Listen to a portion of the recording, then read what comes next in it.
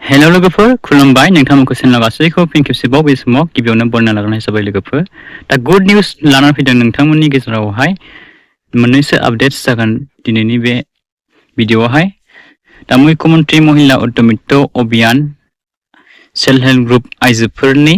राङारि अनसुंथाइ 10,000 मोननांगौ फैसा बेखौहाय जोंहा माला मोननो थांगासिनो दङ बिनि आङो अफिशियेल नोटिस नोंथांमोननो लाना फैदों दै लोगोफोर आरो जोंहा नैबे आत्मनिर्भर अभियान सेंग्रासा सिख्लासा लाइमोनफोरनि लन बे 2 लाख 5 लाख लना बेखौहाय आरो होबावनो बिथाङाहाय जोंहा आसामनि सीएम हिमन्त बिश्व शर्मा बिथाङा डिक्लेयार खालामबाय दा बावैसो आङो भिडिअनि क्लिप्सखौहाय ससे होना होगोन लोगोफोर दा नोंथांमोना भिडिअखौ जागायनायनि सिगां नोंथांमोना चेनेलाव सोरबाफोर जुदि गोदानै फैदोंब्ला नोंथांमोना चेनेलखौ साबस्क्राइब खालामनानै लाग्रोजोबलायबानो जाबाय जाहाथे नोंथांमोना बेबायदिनो गोदान इम्पोर्टेन्ट लेटेस्ट आपडेट्स बे चेनेलनि गेजेरजोंहाय फिक्सारावबो मोनलांबाय थानो हायो दा नोंथांमोना सेल्फ हेल्प ग्रुपनि आइजोफोरा दासिमबो रांखौ मोनाखै 10,000 रांखौहाय ग्रुपआवहाय दा जोंहा बिश्वनाथ सनितपुर डिस्ट्रिक्टनिखौहाय जोंहा सोनानै होखांबायमोन सीएम बिथाङाहाय 25,000निबो बारा बेनिफिसियारिफोरनो सेल्फ हेल्प ग्रुपफोरनो सोनानै होदोंमोन दा बिनिफ्राय बेसेबांबा गोबाव जाबाय जोंहा दासिमबो सोनानै होआखै दा बिनिनो लेटेस्ट आपडेट्स फैदों नटिस ओंखारनानै दा नोंथांमोना बे फैसाखौ मोननो थाखाय फैसा हाबनायनि सिगां नोंथांमोना माखासे खामानिखौ मावनानै लाबानो जाबाय नोंथांमोना सेल्फ हेल्प ग्रुपनि बेनिफिसियारि लिस्टआवहाय डाटा लिस्टआव फैनांगोन नोंथांमोना आंनि चेनेलाव थांनानै नोंथांमोना नायनो हागोन माबोरैहाय नोंथांमोननि सेल्फ हेल्प ग्रुपनि डाटा लिस्टखौहाय दिरुननानै नायनो हायो आरो नोंथांमोना बेंक एकाउन्टजों आधारजों लिंक गैयाबा बेखौबो खालामना लाबानो जाबाय आरो जायफोरनाहाय आद्राखिनि बाखिखिनि नोंथांमोना लन दङ दा नोंथांमोना बे लन दङब्ला बेखौबो क्लियार खालामनानै लाखाजोबबानो जाबाय दै नोंथांमोना नङाब्ला मोननाय नङा बे लनखौ क्लियार खालामनानै लाखायाब्ला दा बेवहाय माखासे इलिजिबिलिटि क्राइटेरियाफोराथ' बेनोखामोन जोंहा मा खामानि मावब्ला मोनगोन नोंथांमोनाहाय सेल्फ हेल्प ग्रुपनियाहाय नोंथांमोना एक्टिभ मेम्बार्सआ जाथारनांगोन दै लोगोफोर एक्टिभ मेम्बार्स थाथारनांगोन नोंथाङा बेवहाय नै होनखादों आधार सिडिएटनो आधारजों बेंकजों लिंक थानाय जाथारनांगोन नों एप्लाइ खालामनाय समावहाय सेल्फ हेल्प ग्रुपनि आइडियाहाय दा बेखौ बेवहाय होखादों लोगोफोर दा आरो बेवहाय जोंहा माखासे एसटि एसटिसि टि ट्राइब्स ओबिसि चेनेल बिथांमोननि माखासे गाइडलाइन्सफोर होनाय दं जेरैहाय 2-3 गथ' गोनाङा मोनगोन 2-3नि बाराब्ला मोना बेबायदि होननाय नोंथांमोनाहाय बेखौ गासैबो क्लियार जाजोबखाबाय जानांगौ नोंथांमोना बुजिखाबाय दा आङो बेखौ एसेबां मानि नोंथांमोननि सिगाङाव आङो फोरमायहरनांगौ सानासै लोगोफोर दा नोंथांमोना बे सिमा मा बाथ्रा बुंलांखो भिडिअ क्लिप्सखौहाय नायना लाग्रोबानो जाबाय दै लोगोफोर জৰিয়তে আমি তেওঁলোকক এন্টাৰপ্ৰেনিয়ৰ কৰিবৰ বাবে সিদ্ধান্ত লৈছো আৰু 21 আগষ্টৰ পৰা প্ৰত্যেক মাহতে 20টা 30টাকৈ সমষ্টিত আমি মহিলাসকলৰ আত্মসহায়ক গোটৰ সদস্যসকলক 10,000 টকা বিলাবৰ বাবেও বা প্ৰদান কৰাৰ বাবেও আমাৰ যি আঁচনি সেই আঁচনি আমি 21 আগষ্টৰ পৰা বাস্তৱত ৰূপায়ণ কৰাৰ কামত আমি আগবাঢ়িম এই বছৰৰে অক্টোবৰ মাহত 1 লাখ যুৱক যুৱতীয়ে মুখ্যমন্ত্ৰীৰ আত্মনিৰ্ভৰ অসম আঁচনিৰ জৰিয়তে ব্যৱসায় আদি কৰাৰ বাবে 2 লাখ টকাকৈ লাভ কৰিব এই বছৰৰ 10 অক্টোবৰ তাৰিখে প্ৰায়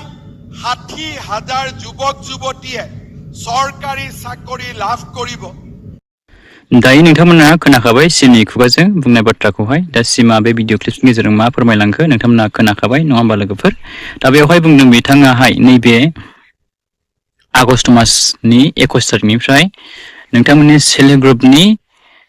मुख्यमंत्री महिला उद्यमित्व स्किम सेल्फ हेल्प ग्रुपनि आइजोफोरनो 10,000 करि ग्रुपआवहाय होसिगोन सोना होसिगोन होननानै बिथाङा बुंदों बेबायदिनो बिथाङा 30टा 20टा 25टा बेबायदि समस्ति बिथाङा लिस्ट खालामनानै नोंथांमोननि सेल्फ हेल्प ग्रुपनि रांखौहाय आगस्टनि 21 तारिखनिफ्राय सोना होसिगोन होननानै बुंदों दै लोगोफोर नोंथांमोना आगस्टनि 21 तारिखनिफ्राय सेल्फ हेल्प ग्रुपनि रांखौहाय गासै डिस्ट्रिक्टआव लासै लासै बिथाङाहाय ग्रुप खालामनानै 30टा 20टा बेबायदिनो समस्ति खालामनानै बिथाङा लिस्ट लानानै बिथाङा सोसिगोन होननानै बिथाङा खोथा होलांबाय बे भिडिअनि क्लिप्सनि गेजेरजोंहाय निउस पर्टेलनि गेजेरजों बिथाङाहाय बुंलांबाय लोगोफोर ससियेल मिडियानि गेजेरजोंहाय दा जेब्लानाखि जोंहा आसामनि CM बिथां हिमन्त बिश्व शर्मायाहाय जै खेबसे खोथा होबाय बे जाखायो बिथाङा मावखायो दा नोंथांमोना नेनानै थाबानो जाबाय आगष्टनि 21निफ्राय बिथाङा बे खामानिखौ मावगोन जाहैबाय फैसा सोनाय खामानिखौहाय 10,000 करि नोंथांमोननि आइजोफोरनि सेल्फ हेल्प ग्रुपनि 10,000 करि नोंथांमोना ग्रुपआवहाय मोननो थांगासिनो दङ दै लोगोफोर आगष्ट मासनि 21 तारिखनिफ्राय दा बेजों लोगोसे बिथाङा माखासे खोथा बुंलांबावदों जायनाखि नोंथांमोनाहाय नैबे चिफ मिनिस्टार अटमनिर्भर आसाम अभियान 1.0 निखौथ' नोंथांमोना 1 लाख मोनखांखाबाय आरो जायफोराहाय 5 लाख लादोंमोन बिथांमोनाहाय 2.5 लाख करिया मोनदोंबो जानो हागौ लोगोफोर आं बेखौ मिन्थिजोबला दा नोंथांमोना जायफोरा 2 लाख लादोंमोन बिथांमोना 1 लाख मोनबाय ओमफ्राय 1 लाखखौ दासिमबो मोनाखै आरो दाख्लैबावैसो जोंहा आत्मनिर्भर आसाम अभियाननि 2.0 बे गोदान एप्लाइ बे जाखांखाबायमोन ओमफ्राय जोंहा फाइनाल साबमिट खालामनाय माखासे प्रसेस दंबावोमोन स्टेप दा बेबो जाबावबायमोन दाख्लै थांनाय बावैसो मासावहाय जानानै थांदोंमोन बे आत्मनिर्भर आसाम अभियान 2.0 आवहाय दा बेनि फैसाखौबो रांखौबो बिथाङाहाय लन स्किमखौ बिथाङा लाइमोनफोर 2 लाख करि बे लनखौहाय स्किमखौहाय बिथाङाहाय बे जोंहा फैबाय थानाय अक्ट'बर मासनिफ्राय बिथाङा मावसिगोन जाहैबाय अक्ट'बर मासनिफ्राय होसिगोन सोना होसिगोन होननानै बिथाङा खोथा होदों दै लोगोफोर आरो बेजों लोगोसे माखासे लाइमोन सेंग्रा सिख्लाफोरनि गोबां साख्रि भेकेन्सि ओंखारगासिनो दङ आरो गोबां साख्रिनि इन्टारभिउ जानानै थांबाय जोंहा रिजाल्टआ दाबो मोनाखै जोंहा आसामनियानो जा जोंहा सेन्ट्रेलनियानो जा जोंहा बिटिसिनियानो जा थार्ड ग्रेड फर्थ ग्रेडआनो जा जोंहा गोबां साख्रिनि भेकेन्सि ओंखारदोंमोन आरो रिजाल्टआ जानानै थांजोब्बाय राइट हेन्ड जानानै थांबाय जोंहा बायबाबो जानानै थांखांबाय बेबायदिनो गोबां साख्रिनि रिजाल्ट जोंहा ओंखारनांगौ दंबावो बेखौबो बिथाङाहाय नैबे फैबाय थानाय अक्ट'बर मासनिनो 10 तारिखनिफ्राय बिथाङा खोथा होदों रिजाल्टखौ होसिगोन आरो बिथाङा थाबैनो एपइन्टमेन्टखौबो नोंथांमोननो होगोन होननानै बिथाङाहाय बे भिडिअ क्लिप्सनि गेजेरजोंहाय बुंलांदों दा नोंथांमोना बुजिखाबाय नङा होमबा लोगोफोर दा नोंथांमोनाहाय